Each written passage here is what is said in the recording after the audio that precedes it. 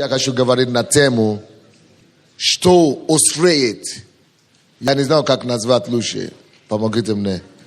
Что оттачивает, да, ваше служение. Что оттачивает? А? Что оттачивает ваше служение? Вот эта тема такая. Что может вам помочь оттачивать?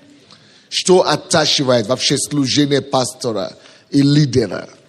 Если его у вас не будет, это будет тупое служение. Это будет как тупой, меч или топор, тупой топор, который не может ничего делать, просто раздражает вас. И вы будете истрачивать ваши силы пустую. Вы будете бить, у вас все плечо будет болеть. У вас это получится больше как служение со слезами, больше, чем служение без слез. Получится, что вы просто служение станет мучением для вас больше счастья, больше как страдания, больше какие-то попытки, деятельности много. А вот эффективности-то в том-то и проблема, что не совсем много или вообще никакого. И чтобы не было такое у нас служение, нам нужно знать некоторые вещи, которые помогут нам оттачивать и быть острым, быть эффективным. А что значит оттачивать? Когда острота приходит в служение, значит мы можем резать, мы можем достигать цели, мы можем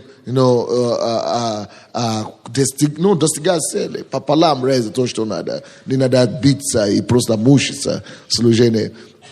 Одна из ключей, которая может очень хорошо оттачивать служение, и который вообще это беспроигрышный вариант. Это то, что это способность лидера видеть наперед.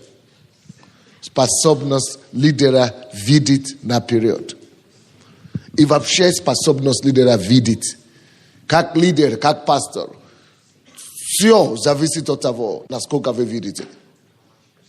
Все зависит от того, насколько вы способны видеть. Видеть события, которые происходят вокруг вас, прежде чем кто-то другой увидит это. Что я сказал? Способность? Не просто видеть. Прежде чем кто-то другой увидит. Если вы входите в церковь,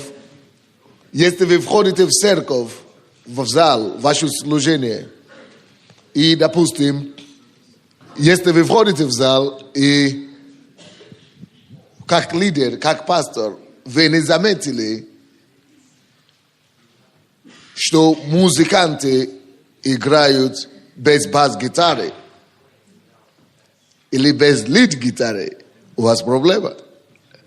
Потому что кто-то уже успеет раздражаться и разочароваться и огорчаться, прежде чем вы исправите это.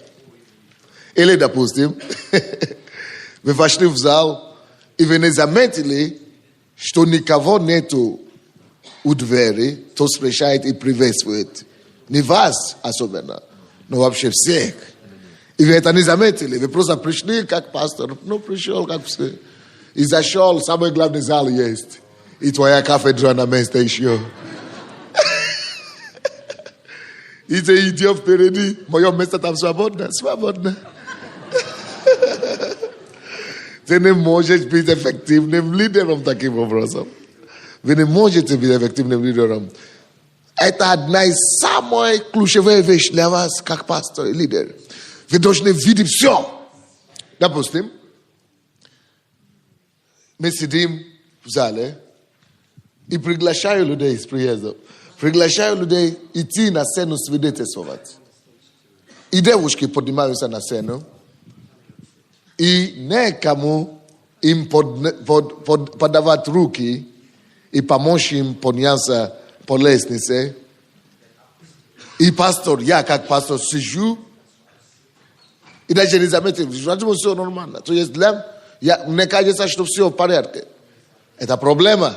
Не все в порядке, дорогой. Если ты это не видишь, как проблема без культуры в твоей церкви, Ты не сможешь тогда воспитывать народа эффективного, образованного, отзывчивого. И вообще, ты ничего не понимаешь, как пастор. Это само собой не будет. Еще раз повторяю. Ваше служение не будет эффективным и острым, если вы не умеете способность видеть. Допустим, когда люди каются, вы не заметили, что вовремя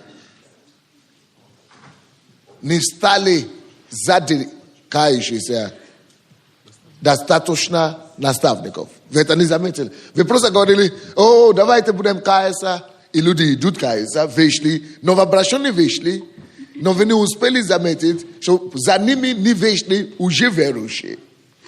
И за ними не стали. Если это не заметили вы не лидер. Или плохой лидер. Он говорит, он помнит, когда я был в Амстердаме. Пастор Роб говорит, что он помнит, как это было с кафедрой. Я сказал, допустим, давайте будем переместить кафедру. Никто не шевелился в зале, только сам пастор побежал нести кафедру. Я сказал, не. Я так наехал на них всех церковь конкретно.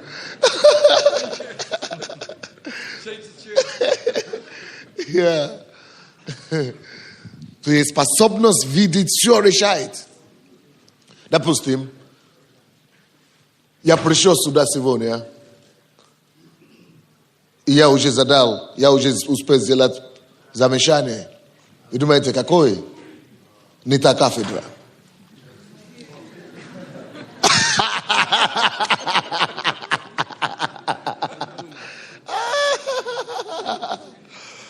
Но простили их, но я увидел. Вот. Но я не знал, как это сказать. Окей. Давайте я вам скажу так. Либо ты, как лидер, будет видеть на период раньше всех, либо все будут это замечать раньше тебя, и ты будешь терять этих людей. Если ты не будешь, если они не уйдут из церкви, самые сильные и верные, которые останутся с тобой, они начнут тебя руководить, тобой руководить. И сказать, пастор, а почему этого нет? А пастор, давайте сделаем так. А если лидер не ведет, какой тогда он лидер? Потому что тебе уже подсказывают. Значит, другие ведут тебя. Получается, либо ты теряешь свою церковь, и особенно новообращенных полностью теряешь, и либо народ начинает управлять церковью вместо пастора. Окей. Даже в том случае, самый прогрессивный, самый лучший случай, это когда тебя подсказывают. Ты скажешь, хорошо, я сделаю. Я хороший пастор. Спасибо, что вы сказали. Хорошо, сделаю. Даже в том случае, когда вы реагируете на замечание, то, что вы не видели, но которое вам другие подсказывают, даже если вы реагируете и это делаете, это уже проблема, кризис руководства. Потому что руководство на то и руководство не для того, чтобы реагировать на события. Leadership is not for reaction. Leadership is for leading. So therefore, there is no leadership when the leader does not lead. When he only reacts to what other people see and tell him. So you are like atomic reactor. Yes. And what reaction an atomic or nuclear reaction does is it brings destruction. That's right. That's right. Yes. So when you as a leader react instead of leading, you destroy your work and your labor. That's right. Okay, теперь по-русски. Okay, now in Russian. Может, надо и перевести надо. Так, что я сказал вообще-то? А? Да, это в конце, а в начале чего? Хорошо, ничего, я вспомню. Просто нужно соображаться. Значит так, давайте скажу по-русски. Даже в том случае, если вам сказали и подсказывали, те, которые самые прогрессивные из ваших последователей, подсказывали, что пастор, то не то, давайте сделаем. Вроде бы это хорошо, они тебя подсказывают, и ты, конечно, радуешься. О, молодцы, я хороший пастор, но нужно сделать, давайте сделаем, я обязательно сделаю. Получается, что из-за того, что ты не видишь, другие видят, и тебя подсказывают. Кроме того, что это не ты уже руководишь церковью, а другие руководят тобою, и в церковь, а церковь должен вести не народ, не масса, а лидеры или руководство. Это уже потеряно, получается потерянная цель, потерянное направление, если нет руководства, то есть это хаос. Okay. Кроме того, даже если ты реагируешь, потому что если тебя подсказывают, и ты делаешь, это называется не руководство и не лидерство, а реакция. Значит, ты реагируешь на уже произошедшие или случившиеся проблемы, катастрофы и так далее. Ты просто реагируешь на проблемы, которые уже создались. А если ты только реагируешь, то ты не лидер, а ты реактор. А вы знаете, что такое ядерный или химический реактор? Потому что всякие реакторы, они должны нести только разрушение. А если ты реагируешь, и только ты реактор, и в роли реактора играешь, получается, что ты будешь нести в основном разрушительные действия, потому что уже поздно ты реагируешь. Вы понимаете, что я говорю? Это уже случилось, уже беда сделалась, или как бы сказали. Уже случилась беда, уже ты только поправляешь. И в попытке поправки ты еще больше разрушаешь. Всякие реакции и реакторы только приносят разрушение. Поэтому ничем не можем заменить тот факт, что лидер должен видеть наперед и раньше других. Заметьте эти две вещи. Наперед, раньше других. Наперед, ты должен видеть прежде, наперед. И второй, раньше других.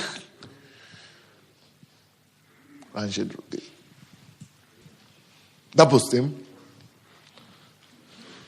если церковь не растет, и я заметил, что уже полгода это такое время кризис, это время такой мерка такая, это измерительной такой точки.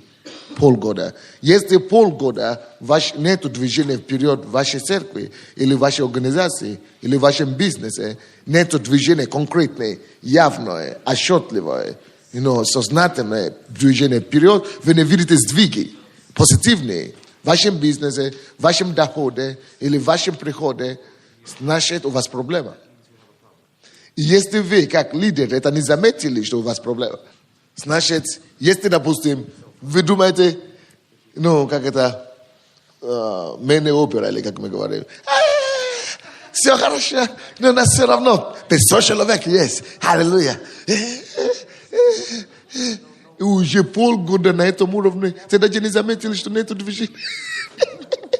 Deci se mete și netul de jin. Hey, venne opera. Hey, se ravna. Eu mai tam goro de se ravno. Это уже что-то большое.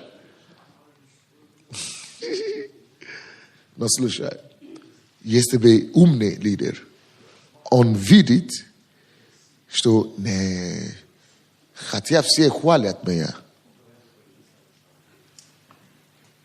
но я вижу, что у меня уже начинается зарождаться проблемы. Я уже заметил, что уже полгода, 8 месяцев, уже год. Я-то знал, что нет роста. Это для них движение. Это для них большая церковь. А я-то внутри вижу, что у нас уже не было роста последние полгода. Значит, у меня проблема. Значит, я должен, прежде чем они это заметят, я должен начинать себя бить голову уже. Тревогу самому себе создавать. Потому что если ты сам себе не натолкнешь, потом тебе обстоятельства так натолкнут. Так натолкнут обстоятельства, что потом сам себе будешь жалеть. Я уже заметил, что церковь не растет. Значит, я уже начинаю себя бить голову. Вопросы постоянно себе задаю. Если мы остановились, у нас остановка, значит, какие у меня шансы, какие у меня шаги должны быть? Во-первых, Господь, я должен начинать искать Бога, потому что Он есть источник всякой истины. Он есть истина, Он есть свет. И я начинаю искать Бога, молиться, Господь, почему у нас остановка произошла? Я уединяюсь, я пощусь, я молюсь. Господь, именем Иисуса, Магалабага, Гуробого, Зигеборея, 2 дня, 3 дня, 6 дней, 7 дней. И я вижу, что я жду, пока я не просто молюсь, чтобы Бог делал чудо. Многие молитвы верующие и лидеров неправильное направление. Мы молимся, Господь, почему нет роста? Дай рост, аллилуйя. И мы ждем, чтобы Бог сделал чудо, чтобы само собой рост опять пошел. Это не та молитва Бога ожидает. И поэтому чаще всего и нет этого результата, который мы ждем. Вы знаете, как нужно было молиться? Нужно молиться вопросительно. Как я сказал? Что значит молиться вопросительно? Молиться вопросительно значит, я обнаружил, что у нас церковь не растет, на этом же уровне 500 человек, как и было год назад, так я остался. И что я делаю? Я говорю, Господь, у нас нет роста, у меня проблема. Что я неправильно делаю? Что мне менять? Где мы остановились? Где я застрял? Господи, именем Иисуса, открой мои глаза, дай мне видеть. Я это не вижу. Если бы я видел, я бы уже исправил, но я не вижу. Дай мне видеть. Я ожидаю от Бога ответ. Я ожидаю от Бога подсказку. Я ожидаю от Него стратегии. Я ожидаю от Него методы. Я ожидаю от Него советы. Я ожидаю от Него тайны. Я ожидаю от Него откровения. Вот как нужно молиться. Вопросительно. Покажи мне выход. Что мне делать? Дай мне стратегии. Дай мне тактики. Подскажи мне мои действия. Я не понимаю, почему мы остановились. Но я знаю, что ты все знаешь, Бог. Ты все знаешь. Ты подскажи мне, что мне изменить. Или что новое, которое мы еще не делаем. Что я еще не делаю. Никогда не молитесь за чудо. Есть бытует такое впечатление, мнение в христианском мире, что мы ждем пробуждения. Я вам скажу, извините, что если я оскорблю ваши чувства религиозности. Не хотел. Мне не хочется обидеть вас, но скажу правду. Не хочу обидеть, но правду скажу, точно скажу. Лучше правда. Лучше правда, да? Ну, давай. Я думаю, молиться за пробуждение – это невежество.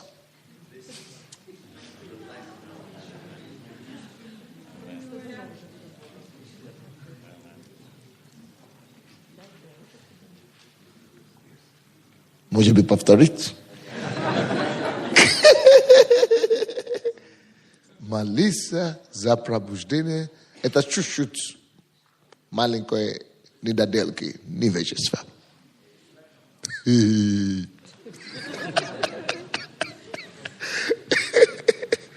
Знаете почему? Потому что люди так думают. Мы будем молиться. Мы уже молимся 30 лет. Еще 10 лет помолимся. Еще вот чуть-чуть осталось. Еще 10 лет помолимся. И рухнет, как дождь неба. Дождь пойдет, слава с неба пойдет. Аллилуйя. И сразу со всех уголков города начнут каяться. Все начнут прибегать в церковь.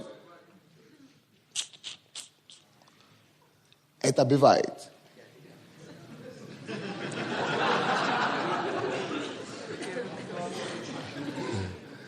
Но только это больше случай и случайность, чем закономерность. Это больше случайность, чем закономерность. И также это больше суверенное движение Бога. Такое пробуждение. Но такое пробуждение я не скажу, что не бывает. Когда просто вдруг облегчение приходит на страну, все начинают каяться, и все люди начинают идти к Богу. Это бывает. Но это больше суверенное движение Бога. Божьей благодати, издаяние Его милости. Но гарантированный способ, как пережить пробуждение, знаете какой? Это Его, то есть пробуждение, творит. Творцы истории. А? Его творить надо. Так что не молиться нужно за пробуждение, а творить пробуждение. Допустим, Иисус никогда не молился о пробуждении. Наоборот, Он сказал, не молитесь за пробуждение. Вы знаете, что Он сказал? Я вам покажу, где написано. Он говорит, Лужа, где, да? Если вы посмотрите, Матфея, 9 глава, 35 по 38, он сказал, пробуждение и масса покаяния людей, и что есть, пробуждение. То есть, это не проблема. Потому что он смотрит на массу, написано, на толпу людей, и жалуется над ними, и говорит, жатвы что? Что много? Проблема не с пробуждением. Проблема не с жатвой. Жатвы-то много. Всегда есть. А вот тот, который может творить пробуждение.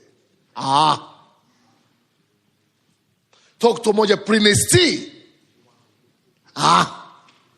Вот где проблема. Загвоздка. Загвоздка.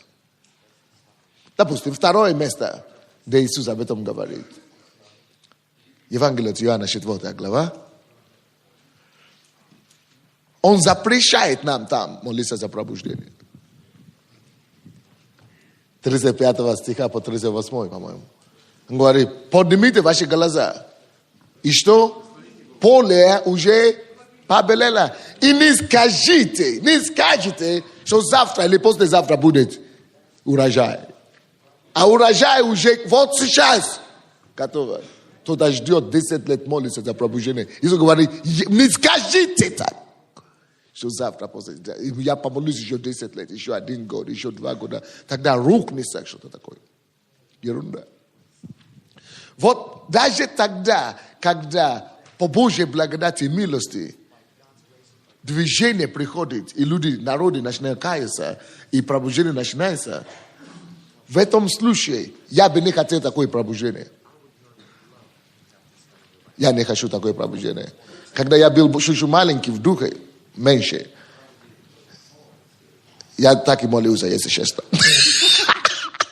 Раньше сам я покаюсь, прямо признаюсь, тоже этим делом занимался.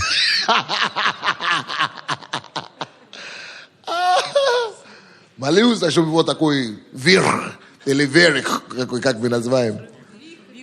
Вихрик, да, вихрик такой, понесся по стране, и миллионы сразу, аллилуйя. И ты сразу пастор большой церкви. Да. Но потом я понял и перестал.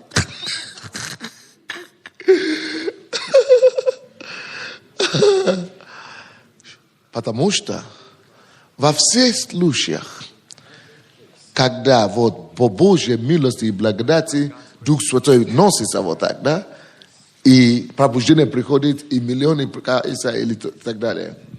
Во всех случаях, это пробуждение такого рода, которое только по Божьей благодати, все сразу, излияние Духа Святого, она, как вам сказать, кратковременная, и я другое слово ищу, жизнь его кратковременная, как это, недолговечная, но другое. Да. То есть очень коротко, очень негарантированное. Оно быстро заканчивается. То, как оно приходит неожиданно, так и неожиданно уходит. Даже настоящее пробуждение такого рода, которое в наше время есть. Ну, посмотрите на Пенсакола. Ну, 2 года продержался и все. Посмотрите на Торонто. Еще что-то сохраняется там, но это уже не то. И даже несмотря на миллионы людей, которые пришли в эти все церкви, без излияния такого духа, наша церковь все равно Божья. И больше, чем Торонто, и больше, чем Пенсакола, и больше, чем их обои вместе взять вообще. Без этого все излияние, благодати, все шума и так далее. Потому что это не тот понимание пробуждения. Или дела Божьего вообще. Пробуждение нужно творить, не ждать.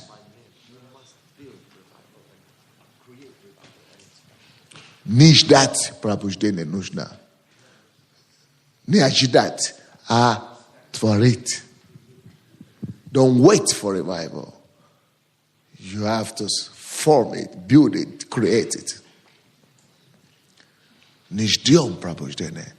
Это корни неправильно. Производить нужно пробуждение. Однако только лидер и пастор, который видит раньше или на период, и раньше других способен мыслить таким образом.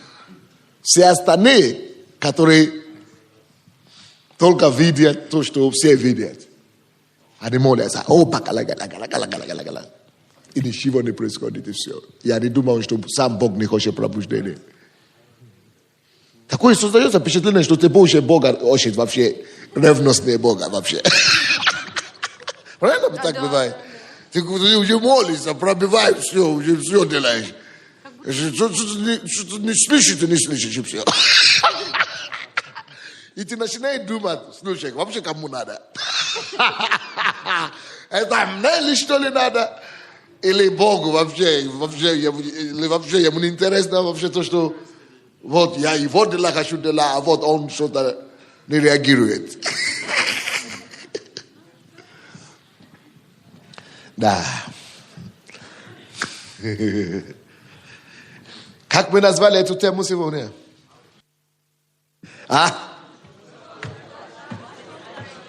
Не, что-то не смело так говорите.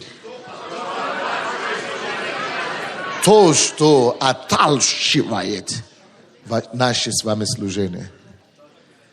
То, что отталкивает ваше служение.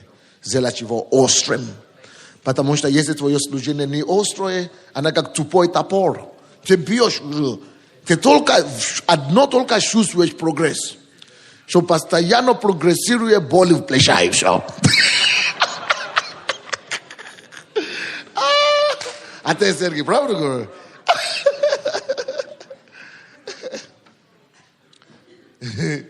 Это прогресс только в одно направление. Твоих разочарований и боли, как и все. Что и болях, и разочарованиях. Нужно, если что-то нужно нам с вами, как лидеры, прежде всего, это чтобы Бог дал нам милость видеть. Нет ничего важнее в служении, чем видеть.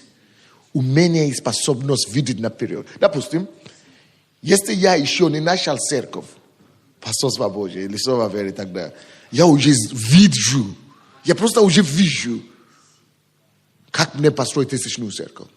И когда у нас еще нету церкви, я уже говорю всем моим друзьям, Самсону, Альберту, я уже всем говорю, у нас будет тысячная церковь, причем первый год. Я вижу это, я это видел. Я видел, как делать группу порядка, как делать, чтобы люди шли в церковь, как притянуть людей из их домов, как это делать молитвенно, и как это делать физически. Я это видел, стратегии все это видел. Я увидел, как создать группу прославления. Я увидел, как создать поток людей, покаяние, постоянно, стабильно. Я увидел, как создать структуру церкви. Я это уже видел. Поэтому, когда я это уже делал, легче мне стало. Конечно, были проблемы, были вызовы, но я уже видел тоже, как выходить с этих вызовов. С этих проблем.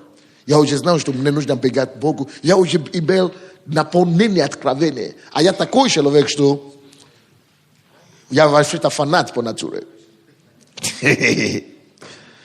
Это значит, если что-то доходит до меня, что-то я понимаю, я хочу обязательно его исполнить. Если я его не исполняю, я не могу себе найти место. Я такой фанат, значит. Что хотите делать со мной? Я буду все переворачивать, толкать все. Я приведу все в движение, пока я это не сделаю. Если я, допустим, слушаю какого-то проповедника, я всегда пишу не только его проповедь, но что я еще не так делаю, как он проповедует. И обязательно я себе ставлю условия, я тебя буду толкать, пока я не начну это исполнять. Я такой человек. Я не люблю просто делать конспект и ничего не делать, потом забыть. Нет. Я всегда требую себя. От себя. И я думаю, если все будут такие, все будут иметь результаты. Но видеть, это то, как я говорю, пример. Допустим, когда я прихожу в любую церковь, я не расспрашиваю, я не хожу, но я сразу вижу некоторые вещи. Поэтому в любую церковь, куда бы я ни пришел, я сразу вижу, что можно было делать в этой церкви, чтобы удвоить церковь. Сразу это вижу. Вот, если вы сможете это развивать в себе, умение видеть. Допустим, пример. Это тоже от умения видеть. Допустим, очень редко мне пройти мимо человека, особенно который мне знаком, чтобы я его не кинул голову. Или чтобы я не улыбнулся ему. Вроде бы это ерунда, это не обязательно, это человеческое отношение, но это не только человеческое. Это исходит из того, как я настроил уже свой мозг работать. Я должен заметить, что кто там стоит. Я не должен пройти мимо человека, как мимо дерева. Если это человек, я бросаю. Хотя я говорю, или я занят, я думаю о своем, но я бросаю это самое. И я успеваю, я стараюсь успевать, потому что у меня мысли другие, или я с кем-то разговариваю. Я стараюсь что-то оставить ему, что я заметил тебя. Привет, хай, как дела? Или что-нибудь такое. Или смотреть от тебя, даже на него. То есть все это говорит о том, как ты видишь. Допустим, другой пример.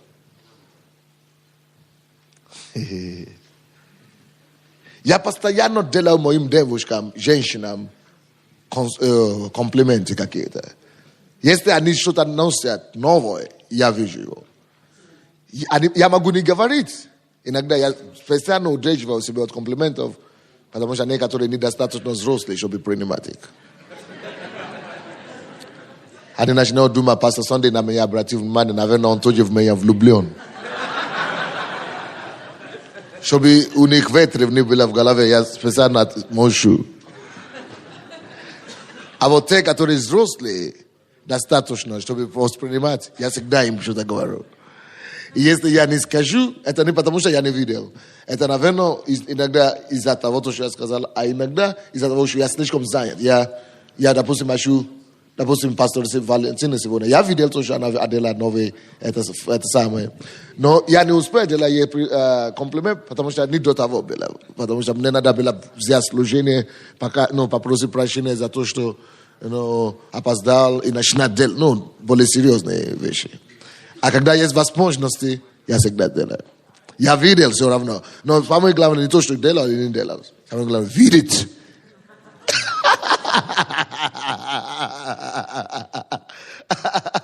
Умение видеть. Почему это отталкивает ваше служение? А потому что если ты можешь видеть, допустим, я увидел в прошлом году, что наши домашние группы не так эффективны, как хотелось бы. Это проблема. И если ты можешь видеть, каким образом это отталкивает, делает острее свое служение. Допустим, если ты это увидишь на период, прежде чем люди начнут жаловаться, ты прекращаешь разрушение. Допустим, я это увидел, и сразу пришел на духовный совет. Я говорю, стоп, церковь, мы остановились, у нас проблема. И я сразу Мера первая, все, я приказывал всем вам, пастыря, дайте мне отчеты. Сколько у вас ходят на домашней группе? И обнаружилось, что вовсе не все 20 тысяч ходят. А раньше 22 тысячи ходили. А сейчас ходят только 13 тысяч. Значит, это проблема. Значит, целый год в этом году каждый пастор должен упоминать что-нибудь о домашней группе в своей проповеди.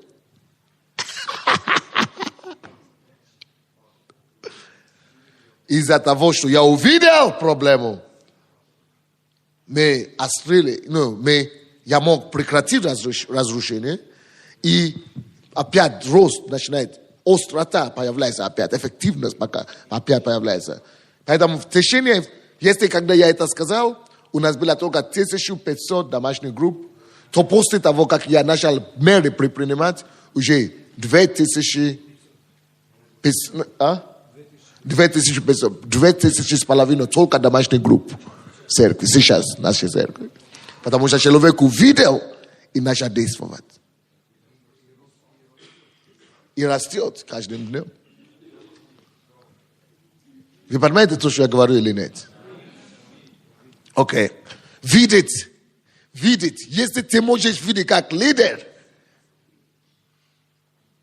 Допустим, я однажды разговаривал с пастором Наташей Потапаевой. Она говорит, она начинает церковь. Но она заметила, она увидела что-то. У нее это есть. Она увидела, что в центральной правобережной части города у нас была только ее церковь сначала там. И 2500 человек туда ходили. И она решила эту церковь разделить. Несколько, 3 новые церкви начинать от нее. И когда она мне рассказывала об этом, что я еще начинать новую церковь в центре здесь, потому что мало церквей в центре у нас. Когда она начала это мне говорить, я не только слушаю ушами, но я слушаю головой, мыслями. Я разрабатываю эти информации. Я слушаю, молодец. Ты очень 3 новые церкви начинать. А почему? А потому что только одна церковь или 2 церкви у нас правобережная. Я говорю, ага. И как только что я вижу, я говорю, молодец. Я вижу, молодец. Как только что я говорю ей, молодец, и я думал, что мне сказать ей? Я спрашиваю у Духа Святого. Дай мне видеть общую картину. И я увидел, как Дух Святой мне открыл глаза. Все, одеяло снято. Что молодец. Она начинает 3 церкви из одной. И Бог мне говорит, А какой смысл этого всего? У нее было 2000, у нее осталось в результате это только 1000.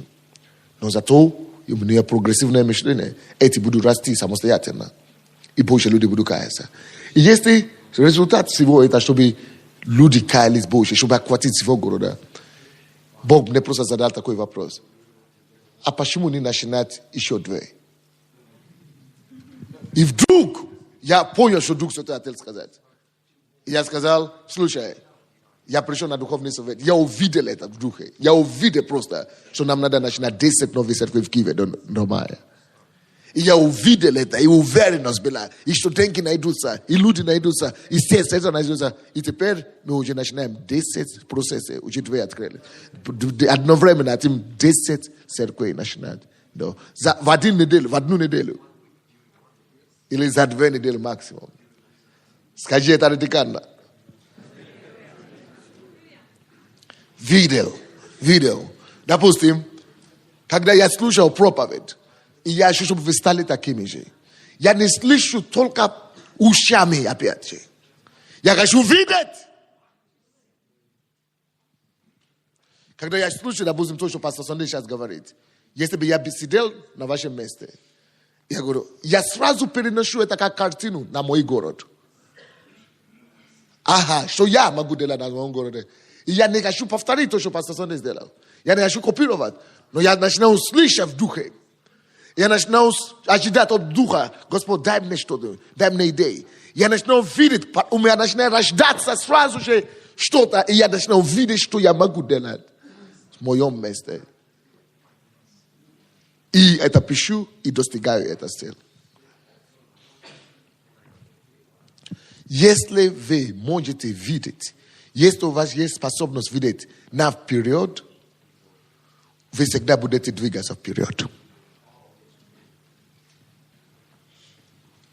Если у вас будет способность видеть, у вас не будет застоя никогда. Лидер должен видеть. Давайте откроем, я вам докажу это дело. Откройте Матфея 15 глава.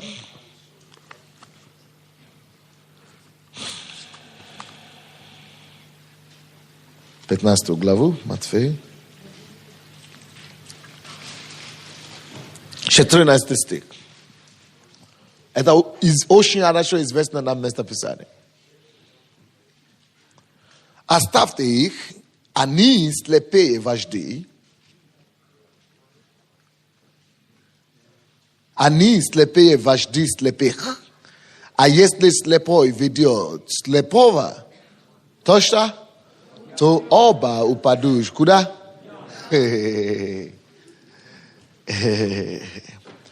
Что Иисус здесь нас учит? Нет, не в состоянии попасть. А Он говорит, Он учит вас то, что я сейчас учу. Когда лидер не может видеть, это катастрофа. Тот, кто ведет, это называется лидер по нашему сегодня. И то, что Иисус говорит, что слепой ведет, ключ здесь. 2 слова. Ведет. 2 вещи Бог очень больше всего здесь учит. Прежде всего, ведет. Если вы не поймете слово ведет, вы вообще не поймете, что это относится к вам. Вы начнете думать, что Иисус говорит только о фарисеях. Привет.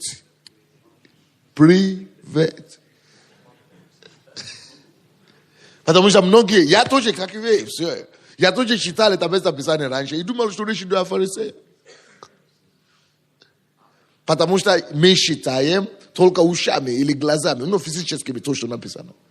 Но мы не видим, что нам говорит. Здесь, конечно, речь не идет о фарисеях.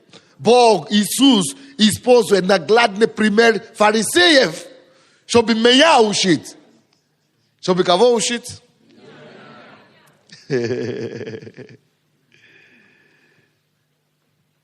Так что речь идет о нас с вами. Особенно о лидерах и руководителях. Почему именно обо мне речь идет? А потому что я веду. А ключевое слово здесь ведет. Isus говорит, если слепой будет вести или ведет слепого, то упаду в яму. Упаду в яму, это уже все, результат, все. Но кто ведет, самое главное. Теперь мой вопрос к вам. Кто ведет твою организацию? Человек, который видит, или тот, который не видит? Вот поэтому второе ключевое слово здесь. Кто лидер? Способный видеть или не способный видеть? Вот урок. Не имеется в виду слепой физически, то есть. Потому что многие, я тоже, когда я считал раньше, я думал, что он имел в виду физически, то есть, то слепой. Но это же не бывает, чтобы слепой вел слепого. Все знают, что это не бывает. Поэтому мы знаем, что это о нас он говорит. Но он любит говорить в аллегории. Примерами. Очевидными. Поэтому он здесь говорит о том, что тот, кто ведет, или называет себя лидер и руководитель, не имеет права не видеть. Это преступление против себя, и это преступление против тех, кого он ведет. Повторюсь. Тот, кто ведет, не имеет права что? Не видеть. Не имеет права быть слепым. Пастор, не то, что Бог не хочет дать нам пробуждение или успех. А потому что вот мы не послушались, не дошло до нас вот это откровение Иисуса. Вот это откровение о виде, о слепых. Лидер не должен быть слепым. Вот о чем речь. Потому что если слепой будет вести слепых, они оба упадут в яму. Поэтому скажи Богу, открой мои глаза. Господь, открой мои глаза. Открой мои глаза, открой мои глаза, открой мои глаза. Открой мои глаза. Конечно, вы знаете, что имеется в виду не физические глаза, а глаза разума, глаза духа. Открой мои глаза, открой мои глаза. Дай мне видеть, дай мне видеть. Что значит дай мне видеть? Допустим, я занимаюсь семейным служением. Если я на сегодняшний день занимаюсь только то, что уже есть, то, чем уже есть, и жду, пока само собой будет что-то рождаться, я слепой. Я должен всегда спрашивать у Бога. Мудрость видеть. На период, что еще я пока не делаю, который можно бы делать. Я не вижу, я сам не знаю, но Бог знает. Он есть источник всякого знания и всякой мудрости. Если вы сможете видеть на период, а ключ к тому, чтобы видеть, задавать себе вопросы. Пишите это себе. Задавать вопросы. Кому? Себе самому. И своей команде. Если руководство, это командное руководство у вас, задавайте эти вопросы своей команде. Состав. То есть, поставьте этот вопрос перед ними тоже. Потому что 2 глаза хорошо, но еще 2 еще лучше.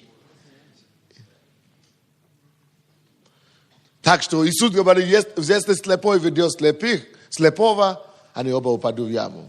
Следовательно, непростительно для лидера быть слепым. Скажи кому-то рядом с тобой, смотря им в глаза, непростительно для лидера быть слепым.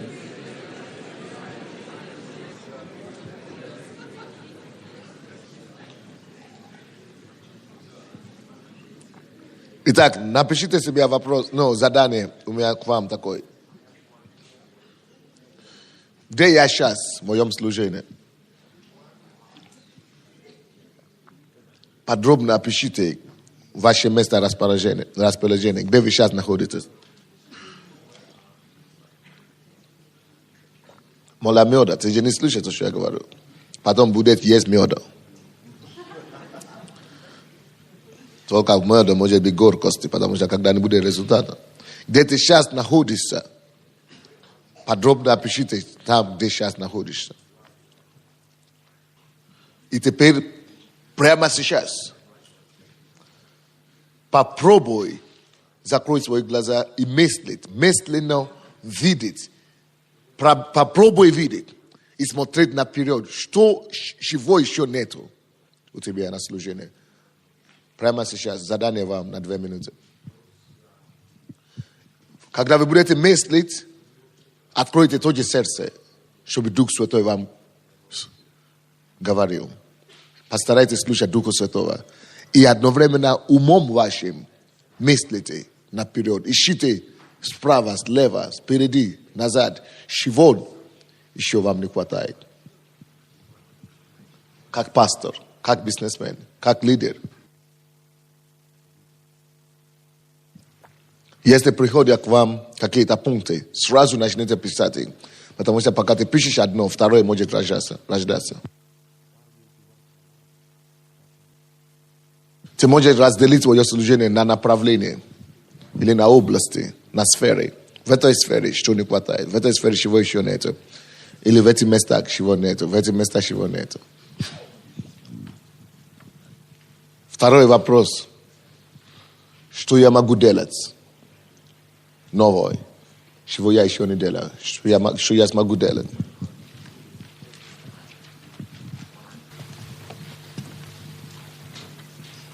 Увидеть вперед хотя бы на год. Постарайтесь увидеть вперед на год. И увидеть широту тоже.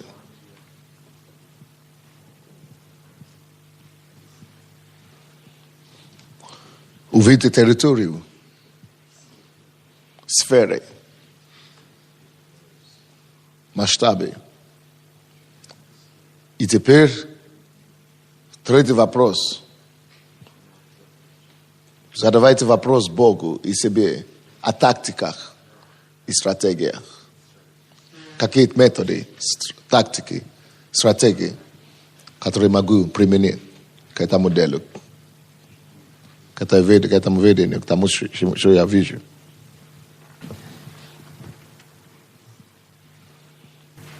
Все. Задание закончилось. Время закончилось. Может быть, вы даже ничего не получили пока. Но упражняйтесь таким образом почаще. Может быть, кому-то что-то пришло в голову. Есть ли такие? Поможите рукой. Не, помогите, посмелее. Видите, это уже что-то, правда? Вот что значит упражняться. Теперь давайте я вам скажу мою тайну, мой секрет. Когда я стою утром или днем, я молюсь.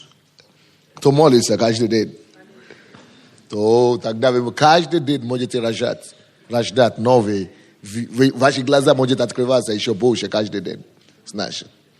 Потому что каждый день, когда я молюсь, это самое главное для меня возможность. Это самое главное место мне видеть для меня. Когда я молюсь в духе, я задаю эти все вопросы, которые я писал. Господь, чего я еще не делаю? Что я еще не охватываю? Что еще мне нужно делать? Каждый день, когда я молюсь, я постоянно ищу, чтобы видеть что-то новое. Вот моя тайна. Поэтому я иду на духовный совет или в офис постоянно с вопросами. И задания новые, которые я даю людям. Вот это мне позволяет оставаться все еще лидером, эффективным, который и уважаемым, и авторитетным. Потому что они видят, что я постоянно приношу что-то новое, которое вообще им в голову даже не снилось. Они видят, что постоянно я прихожу вообще с новыми мыслями, с новыми этими. То ли по слову откровения, то ли по руководству церкви. Я постоянно рождаюсь. И это делает вас эффективным лидером. Потому что если вы не видите наперед, значит вы перестали уже давно быть лидером в этой организации. Значит вы просто формальность.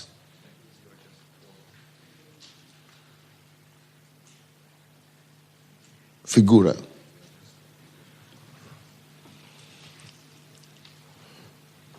Так. Физически, кто здесь у нас слепой? Физически. Не слепого. Но слава Богу. Слава Богу.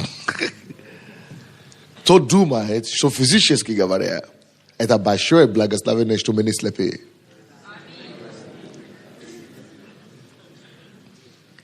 Теперь ответьте мне на такой вопрос.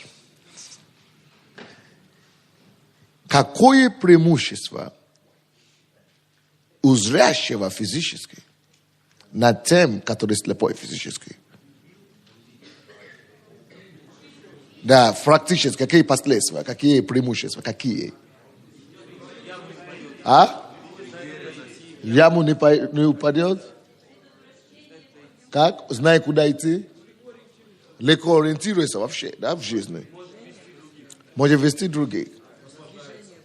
Наслаждайся вообще. Молодец. Что пастор Сергей сказал? Наслаждайся. Светом, колором, разнообразиями. Жизнь интересна. Он наслаждается, телевизор смотрит. Спорт, футбол, бокс. Ну что хочешь? Он уверен в себе. Вот таким же уверенный пастор, наслаждающий, вы можете быть в служении. Или не совсем понятно то, что я хочу довести до вас?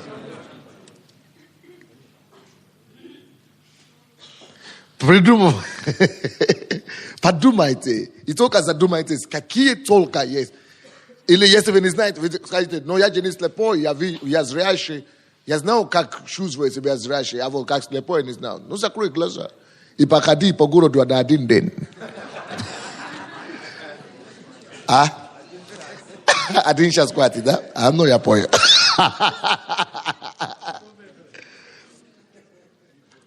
Неудобно быть слепым. Быть слепым не только неудобно, неуютно жить. Быть слепым – это дискомфорт на всех планах. Вот это такая жизнь есть. Ограниченность для тех, которые духовно, как лидеры, слепые.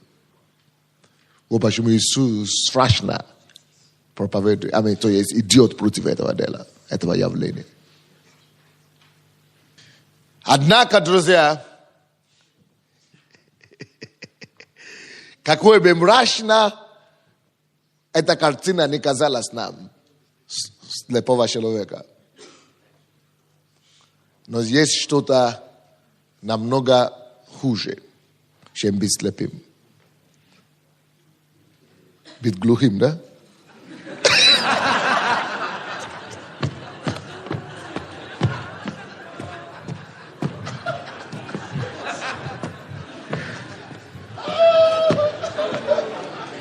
Не об этом, знаешь.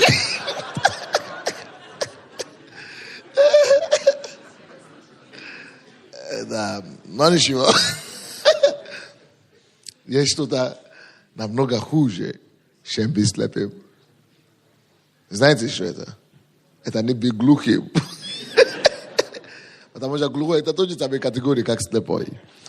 А вот то, что хуже, чем быть слепым, это иметь глаза и не видеть.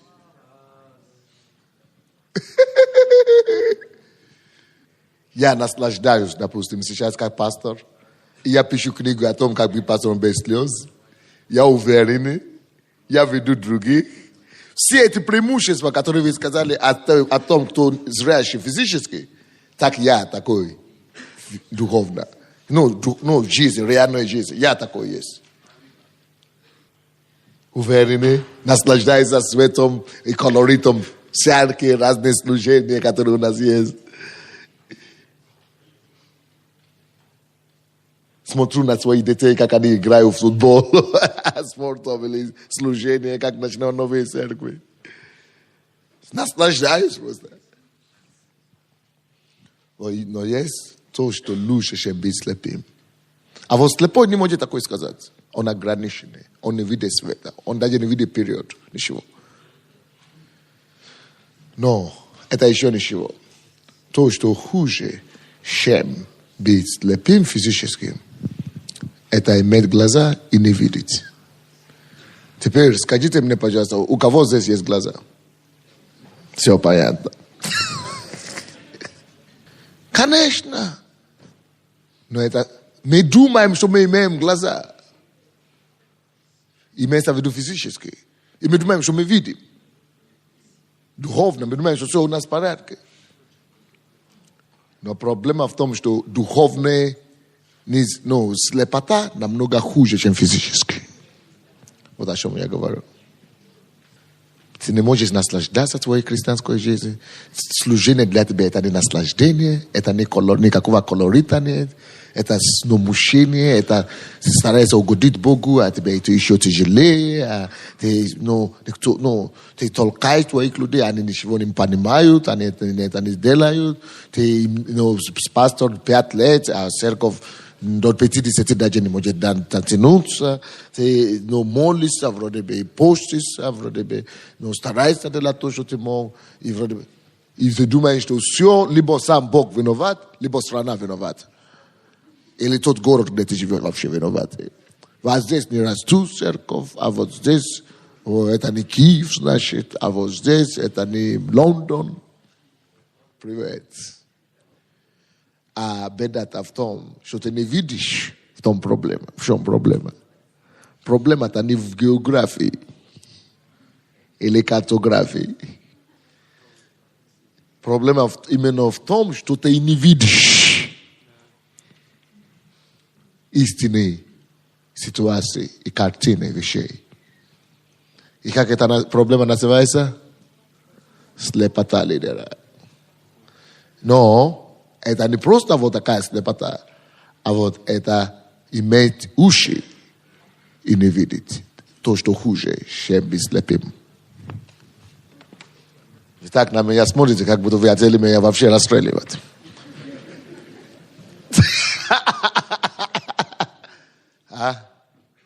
Такое впечатление, что вроде бы вы понятно все, что я говорю, да, по-русски же вроде бы.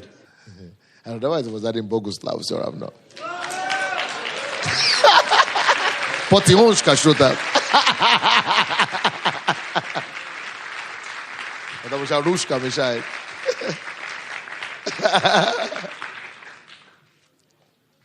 Эта проповедь, к сожалению, только к мудрым попадет.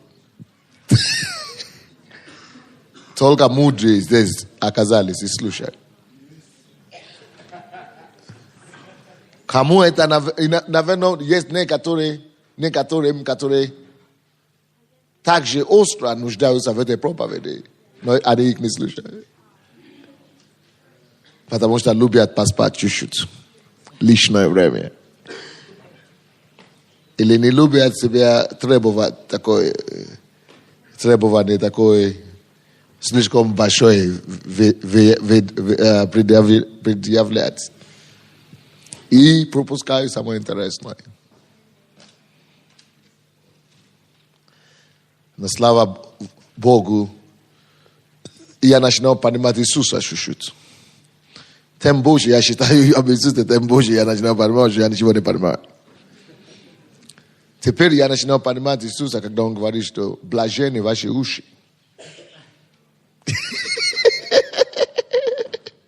А я раньше считал это, я говорю, а чего там блаженны? Все же слышат.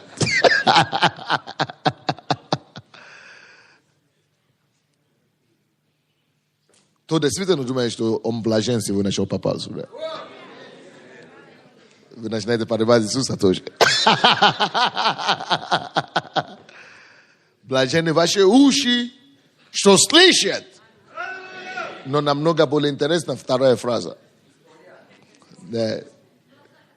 Молодец, кто это сказал? Конечно. И блаженны глаза ваши, что видят. Потому что пока ты не услышишь, ты не увидишь. Хорошо, слишком сложно для вас математика. Давайте это оставим, наверное, да? Или вы не поняли, что я пытался сказать? Сначала должны быть уши блаженные. Прежде чем глаза могли открыться. Пока ты не услышишь, ты не сможешь увидеть. Правильно? Это вообще духовный принцип, то, что мы видим в Евангелии. То, что Иисус открывал глаза через то, что Он говорил. Они слышали, и они могли видеть. Это принцип. Но он не закончил эту мысль. И принцип это в том, что все то, что Иисус говорит, рассчитано не на то, чтобы уши слышали. Вы не поняли меня? Конечно, чтобы блаженный, что ты уже услышал. Но это только 50% это дело. Но это не цель.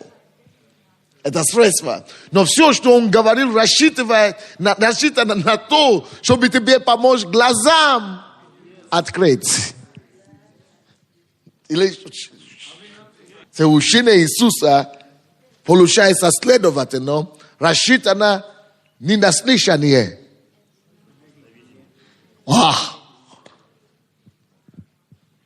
Но как? Ты должен слышать сначала. Скажи: Господь, открой мои глаза, открой мне глаза, открой мне глаза. Господи, Господи, Господи! О, дай мне начинать читать Библию по-новому. Начинать видеть Иисуса по-новому. Евангелие читать по-новому. Открой мне глаза! Помоги нам, Господи. Мы так нуждаемся, Господь. Мы нуждаемся, страшно нуждаемся в Тебе. Помоги мне, Господь. Помоги нам, Иисус.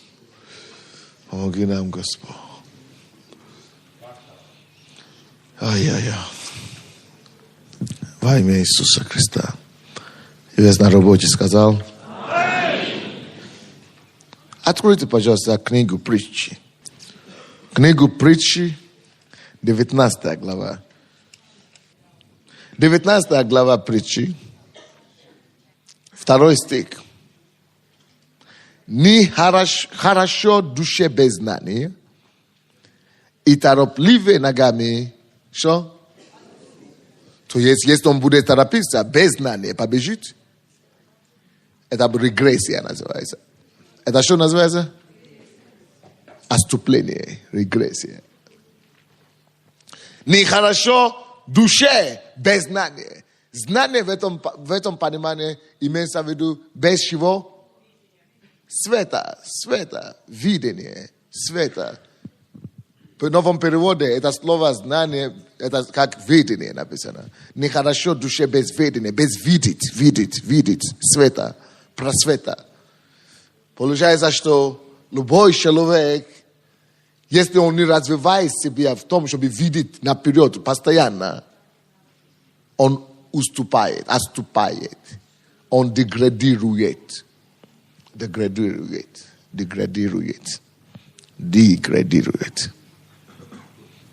Может быть, кто-то и задает вопрос, почему у меня было 500 человек 3 года тому назад, а вот что-то 400 стало.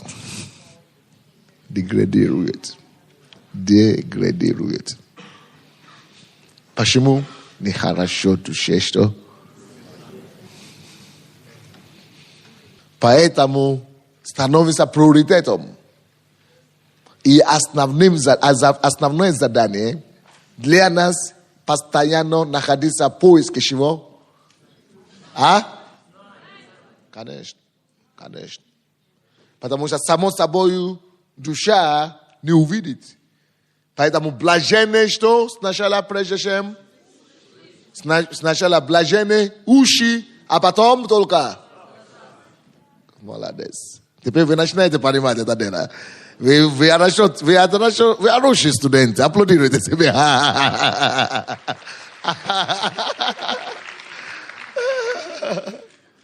Конечно.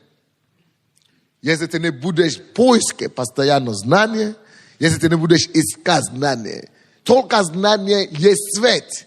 И свет просвещает твои уши. Только свет дает тебе возможность вообще начинать видеть. А вот это знание приходит через уши. То, что ты читаешь или слышишь. Нехорошо. Поэтому нехорошо душе без знания. Потому что знание необходимо душе, чтобы потом позволить глазам начинать видеть. А если свет придет в душе, и в душу, и глаза, ты начинаешь видеть, ты уже не можешь отступаться. Потому что тот, кто видит, то идет вперед. Потому что ты знаешь, куда идти. Когда у тебя есть свет в глаза, ты что знаешь? Куда идти. А почему человек отступается? Потому что он не знает дорогу. Не знает дорогу в город. Не знает. Не знает. Так что масштаб того, что ты видишь, дорогой, определяется, сколько приемов знаний у тебя было. Непонятно, да? Еще раз повторю.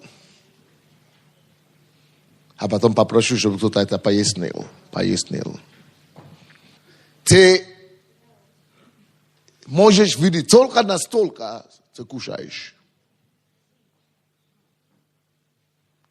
Масштаб того, что ты видишь, зависит непосредственно от объема знания, который ты до того принял в себе. Это теперь понятно или нет? Ты думаешь, что он понял?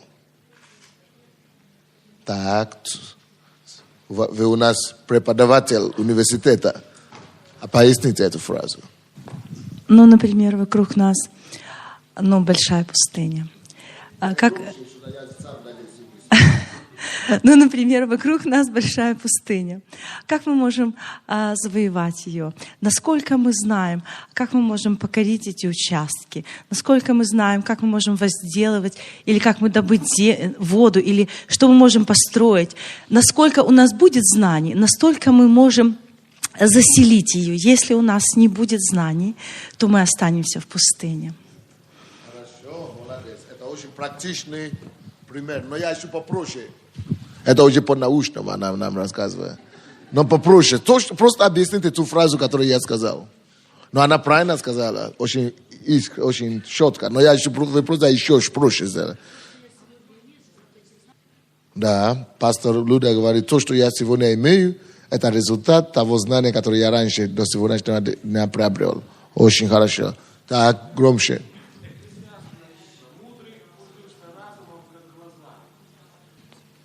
Тем больше что? Еще раз это цитат. Мудрый пользуется разумом как? Как глазами. Это все подтверждает то, что я сказал, правда ли? Да, правильно, спасибо. Теперь слушайте сюда, друзья. То, что пастор сказала, что по поводу леса, деревья вокруг нас. Конечно. Допустим, вы войдете в лес, и вы увидите там пальму. Дерево, пальмовое дерево. И вы будете говорить, это пальма. Высокая, какой она красивая, зеленая, и все. А приведите знаток пальмы. И он тебе из этого же зеленого, высокого дерева, пальма. Мало того, что он получит это наслаждение, которое ты получаешь. Еще больше, потому что он знает, что даже пустыня не вянет пальма. Что всегда зеленеет, даже когда нету дождей. Он знает, что пальмы могут жить десятки, а то и сотни лет. Он знает, и он потом тебе скажет, приди ко мне домой сегодня вечером. Ты скажешь, зачем? Он говорит, в гости, хорошо. А потом угостит тебя соком. И скажет, что-то я в Европе не пробовал такой сок. Он говорит, это же только здесь выращивается. Откуда? Мы с тобой были днем или утром у пальмы. Сок, который ты пьешь, потому что я знаток. Это я собрал там с пальмы к тебе. Представляешь? Потом, на второй день ты придешь к нему в гости, а уже тебе не сок дает, потому что он знаток. А жарит тебе печенку, какое-то печенье какие-то. Или или картошку.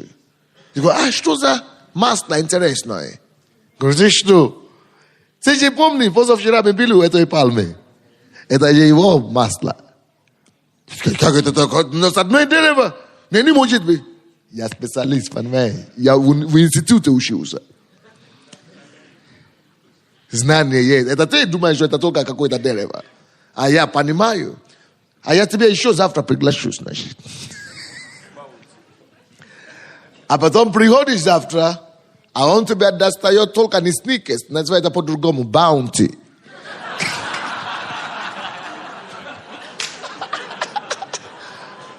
Ты скажешь, ой, что-то это уже не украинское сникерс. Ты что? Ну, а ты, Сергей? Вы не помните, мы с вами были у этой пальмы?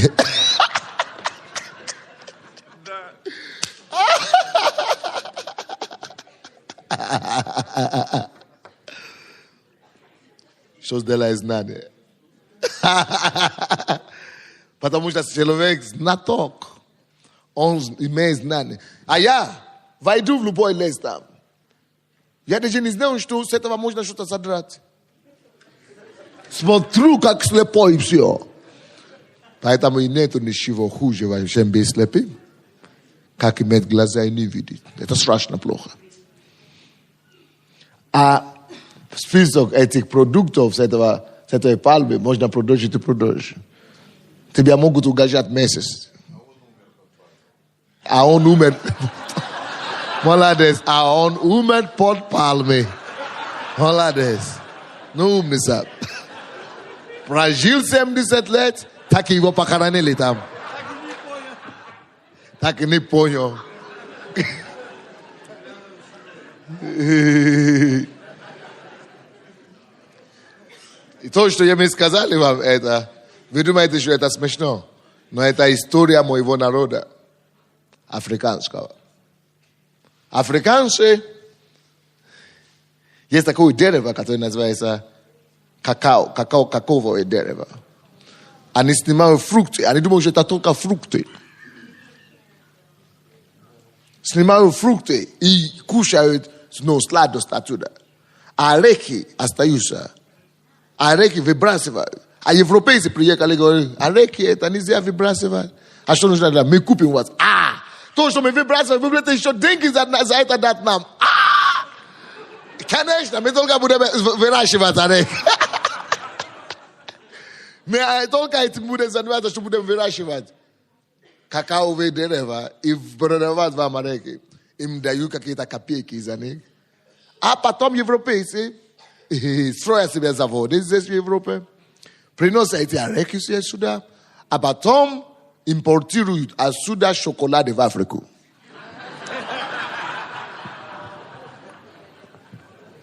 А потом они покупают эти африканцы, которые выращивали все, а даже не догадываются, что то, что у них они продали за 2 копейки, им уже теперь продают за $20. А они умирают с голода там. И то же самое с пальмами, между прочим. Поедь в Африку сегодня, и ты не найдешь ни баунти, ты не найдешь ни Рафаэло, все это с пальмой. Ты не найдешь, ни то же самое шоколад, который я говорил, только импортный. Поедь в Африку сегодня, ты не найдешь банановый сок даже. Чего я говорю о баунти? Чего я говорю о баунти? Куда баунти тебе? Откуда банана, друзья?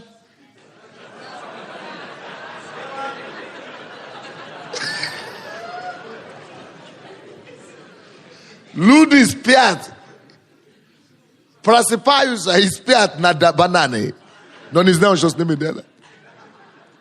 Нет ничего хужего, чем иметь глаза и не видеть. Кто-нибудь когда-нибудь слышал о голоде в Африке или не слышал? А потом буду говорить, что колонизаторы виноваты. Колонизаторы или империалисты виноваты. Виновата только одна, слепота ума. Конечно, мне удобнее сказать про Африку, но, к сожалению, то же самое у нас на Украине.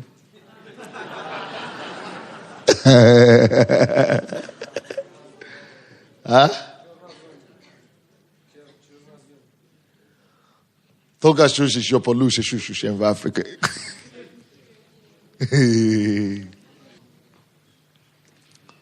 Но это не только с материальными, но и с покаями. Я говорю о жизни, ситуации. Другие области ситуации жизни. Но самый принцип. Знание, если ты не приобретешь знание, ты не напишешь себя знаниями, если ты не наполнишь себя знаниями, твои глаза никогда не увидят все полезности, которые вокруг тебя. В чем дело? Допустим, сегодня утром у меня было собрание. Я сказал, что это мое уже второе собрание. Собрание с пасторами у меня было собрание. Они все, наверное, слышали, что здесь идет пасторская конференция. Но никто из них, никому даже не пришло в голову прийти. Потому что большие слишком. А там же мы рассуждали и рассматривали вопросы серьезные. Как финансировать общие программы городские, которые мы хотим летом проводить. И никто из них, никакая церковь не может платить $5000. Кроме нашей и Генри. И они сказали, мы не можем, потому что вы большие церкви, вы сможете. И я думаю, рис-то мы дадим. Но вы, ребята, не хотите идти учиться выращивать рис.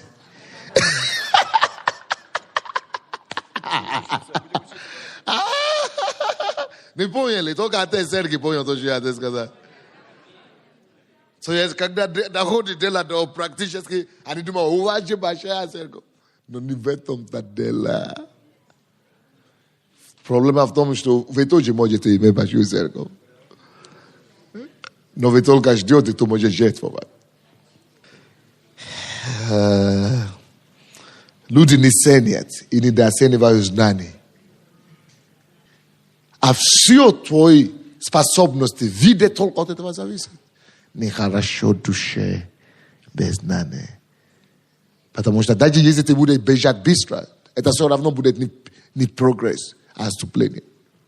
Это все равно будет не движение вперед, но отступление. Даже если ты торопишься, твоей торопливости ты еще будешь хуже себя делать. Идти назад будешь. Вот о чем говорится в этом местописании. Еще раз прочту. На всякий случай первый раз не дошло, вроде может быть. Нехорошо душе без знания и торопливые ногами, что? Что? Даже если ты торопишься, даже если ты стараешься, прилагаешь усилия, без предварительной набитые знания внутри, не поможет. Даже твои действия, твои работы не поможет. В этом же городе Киеве есть даже кассеты. Поэтому, если вы думаете, что стоит пастору Сони слушаться, то я вам говорю, возьмите самое лучшее. Если у кого-то получается успех, возьмите все кассеты, которые можно только взять. Возьмите все книги, которые можно только взять. Изучайте, напойте себя этими знаниями.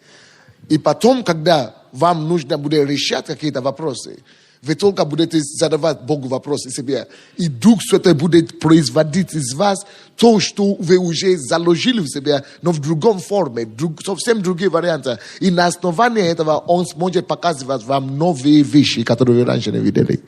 Но если все пусто внутри, воздуха ничего не падает. Перерыв. Дайте Богу аплодисмент.